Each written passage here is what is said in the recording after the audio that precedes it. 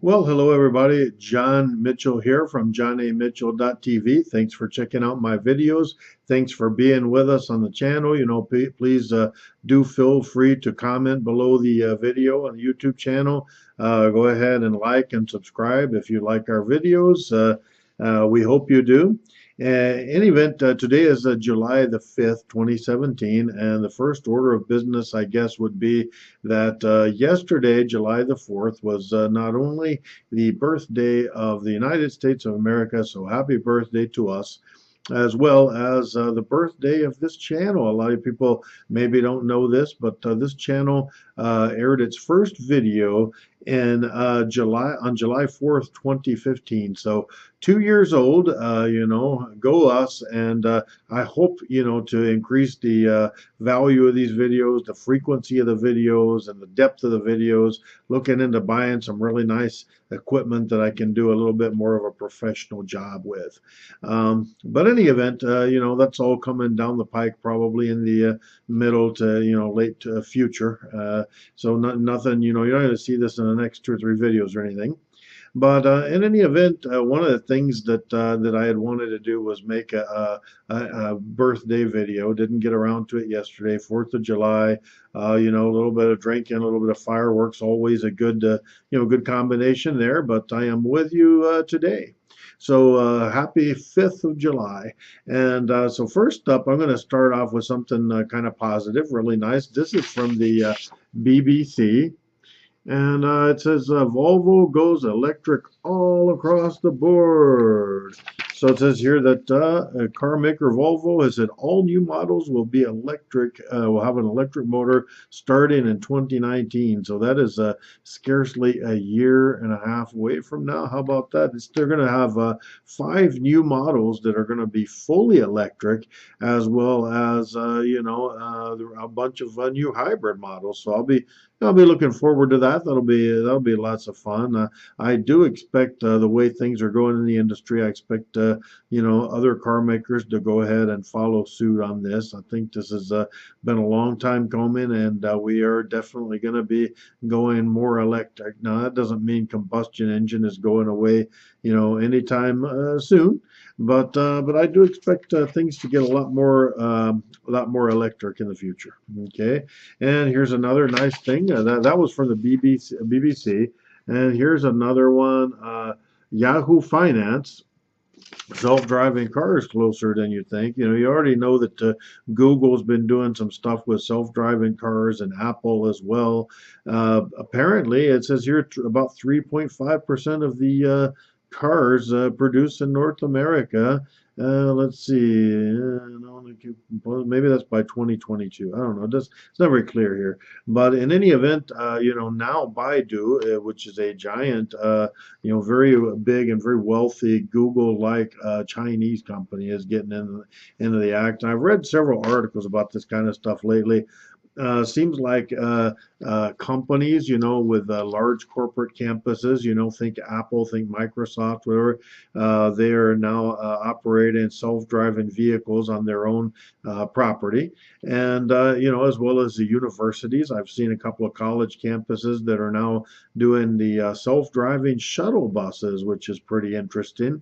And so I think that's the way things are going to go. This is going to start off. It's going to take maybe a decade or so for things to really get to a tipping point. But the what you're going to see to start with are self-driving cars going on set routes, like around to and from airport parking lots and stuff like that. I would expect to see that within the next couple of years, sooner rather than later. Now that's the good news. So let's look at the future in the good and bad ways, right? Now here's another thing. Over the 4th of July holiday yesterday, North Korea, which is one of our favorite topics also around here, North Korea successfully tested apparently an ICBM, intercontinental ballistic missile. Supposedly has a range of about 6,000 miles, which would put Hawaii and Alaska, and maybe even parts of the West Coast, within reach for a nuclear a nuclear tipped missile from North Korea. So that is a game changer right there. Up until now, not only have they not demonstrated ICBM capability, but Trump recently as a couple of months back, said that the U.S. would not allow them to get ICBM capable. So interesting stuff there. Now, here's what I want to say about that. For a couple of things, interesting to me that lately a lot of noise has been made about North Korea's testing ICBMs. So they seem to be prioritizing missile tests over new nuclear tests. Now, my question is, might that be because they feel they have the nuclear side of the equation all sewn up already, right? Could it be that they don't feel they need to do many more nuclear tests? They've probably got that down, and so ICBMs, right? Now let's work on the delivery system, other half of the equation. Pretty interesting stuff. And keep in mind, we are technically, United States and South Korea is technically still at war with North Korea. There's not a peace treaty in place. There's just a ceasefire, an armistice, if you will. Now, interestingly enough, the thing that adds a little bit of weight to this is, let me make sure I got this, it says U.S. and China divided over how to deal with the new North Korean threat, right? So Russia and China issued a joint press release calling on the United States to immediately stop doing military exercises with South Korea. Now, Russia and China know that that's not going to happen, so they go out and publicly say, U.S. Stop those military drills, right? And what I think this is, they didn't expect this to ever, this was going to float like a lead balloon in the first place. They knew it, right? So what are they doing? What are Russia and China really doing here? You read between the lines, it looks to me like Russia and China are looking at a day when, all hell might break loose, frankly speaking. And they want to be able to point the finger at the United States as the warmongering aggressor and say that we turned down any diplomatic solutions beforehand. And so the big war is all our fault, right? Now, add to that, Trump tweeted today and said, so much for, that a trade between China and North Korea was up 40% in a 3-month period, and so much for China working with us and helping us out on the North Korea problem, right? So you see what you got is China and Russia on one side, and you got the U.S., led by Trump on the other side, and China and Russia say, U.S., stop those drills, right? Knowing it's not going to happen. Trump says, hey, and this is a completely different tune than he was singing a couple of weeks ago, right? So Trump is now coming back and says, hey, so much for China working with us to stop things, put the brakes on things. So could it be that China and Russia preparing to point the finger at the United States for war breaking out, and the United States, pointing the finger right back, saying, "Hey, China, well, you're the one that didn't stop trading with the North Koreans. You didn't put sufficient pressure on them to stop this." And so, funny, interesting times, right? The old Chinese proverb, by the way, may you live in interesting times. It says, and here's something interesting. Speaking of Trump tweeting, it says here, "Morning Joe host and Trump keep Twitter war going." So Trump had recently as a couple of weeks ago, been in a quote unquote Twitter war with the host of these, Morning Joe show, which is apparently on MSNBC, which my first question was, really, MSNBC is still on the air? I didn't even know that.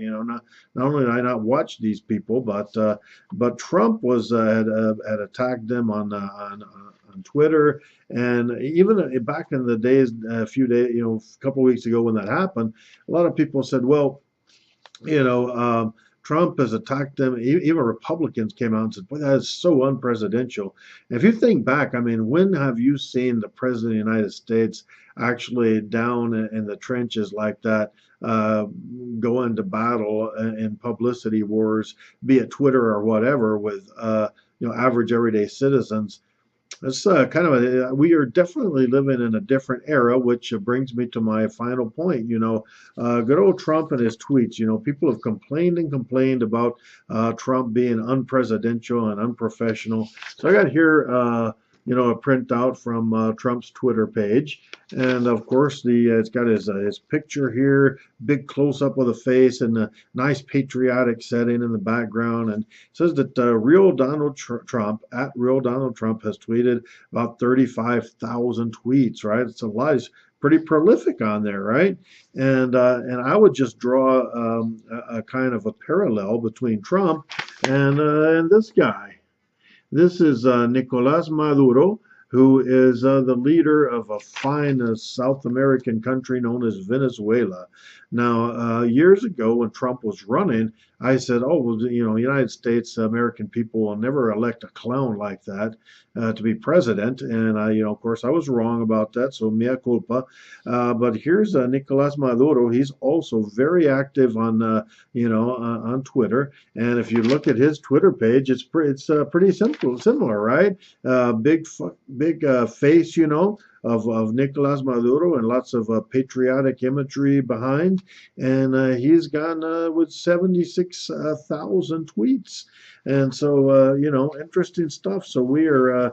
I guess the United States is going down that road. We are comparable to the banana republic dictators of Central and South America. So, happy birthday again, America. 4th of July just passed. I drank some fine adult beverages and watched some good fireworks.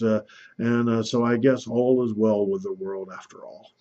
Anyway, John Mitchell, johnamitchell.tv. Like and subscribe. Comment below the video. Thanks for being with me, and I will catch you next time.